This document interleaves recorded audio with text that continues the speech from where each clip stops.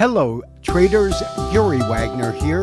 It is 11:22 in Honolulu, 4:22 in New York on Tuesday, 12th day of December 2023, and this is the Daily Report for Gold and Silver. Two important events occurred today that will shape the economic fabric going in through the end of the year as well as next year. The latest inflationary data was released by the BLS, the CPI report for November, and the Federal Reserve began the last FOMC meeting of the year. That will conclude tomorrow.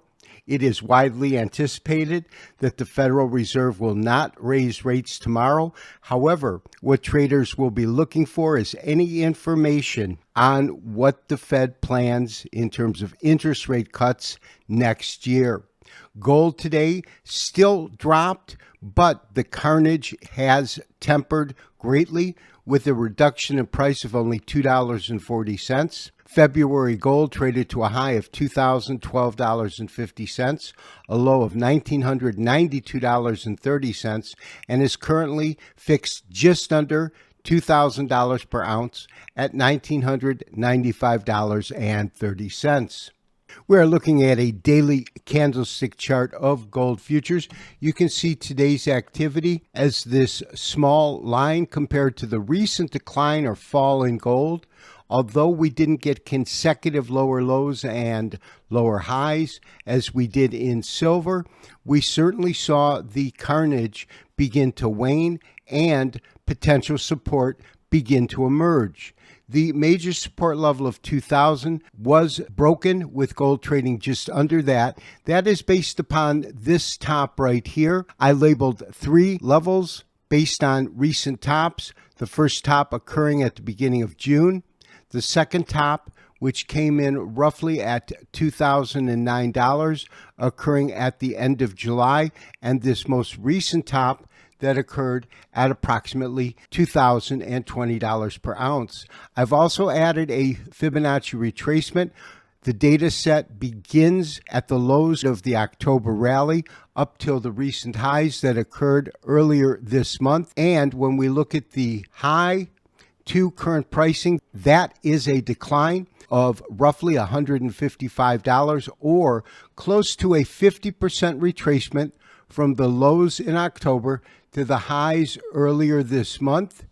Anytime a stock or commodity trades to a new record high, we can expect the retracement or correction that follows to be a deep rather than a shallow decline. If we witnessed a shallow decline, we would have expected gold to drop anywhere between 2,075, the 23.6% Fibonacci retracement, to 2,027, the 38.2% retracement.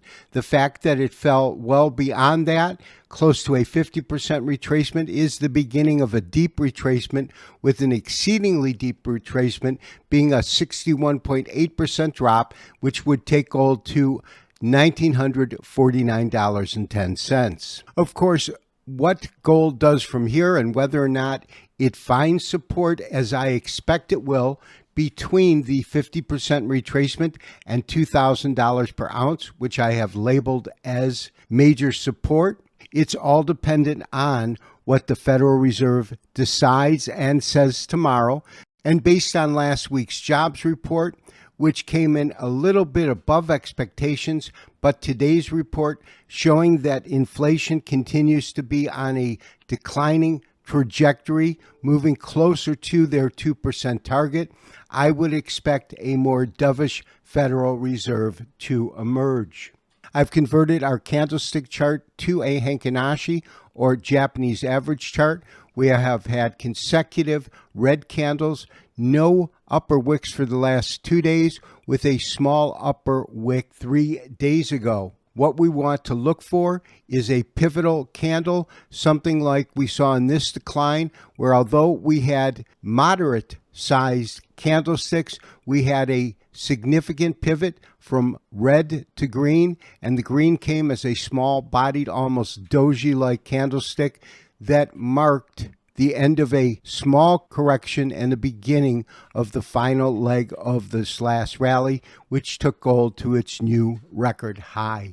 Based upon our anticipated more dovish Federal Reserve and today's action in gold, coupled with the inflation report that came out this morning, it might be wise to position ourselves on the long side if in fact gold is able to hold this current level and not break below $1,987, the 50% retracement of the October rally. For a rally to emerge in gold, we would need to see a return to dollar weakness as we saw at the beginning of October. Although we have seen rises throughout the decline in the dollar, today we did get a return to lower pricing after two green candles occurred on Monday as well as Friday of last week. We would want to see the dollar index break and close below 103.50.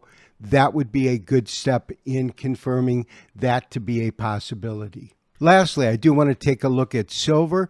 Silver today actually had a small gain.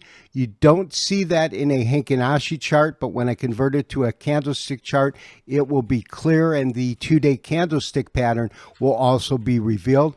But when we look at the Heikin-Ashi, although we don't have any kind of a pivotal candle, we are getting a much smaller candle size today on the Heikin-Ashi, which is an indication of a potential reversal. However, when we convert our Heikin-Ashi to a standard candlestick chart, you can see that we did get a green candle, although it was small-bodied. It is green, indicating that silver closed above its opening value, just above $23 at $23.06. It is also a bullish harami, although we'd like to see the real body of this green candle form more in the middle. So it is a bullish harami, and it is coming after a defined downtrend in the market. And that downtrend included 6 consecutive candles, all red, all with lower lows, lower highs, and lower closes. We would want to see a confirming candle tomorrow, which would be a green candle, and in a best case scenario would close above 23.32, which is the opening price of yesterday's market activity, and that would also trigger a buy signal. This has been Gary Wagner wishing you as always good trading. We will talk to you tomorrow for the next daily update and review. Bye-bye.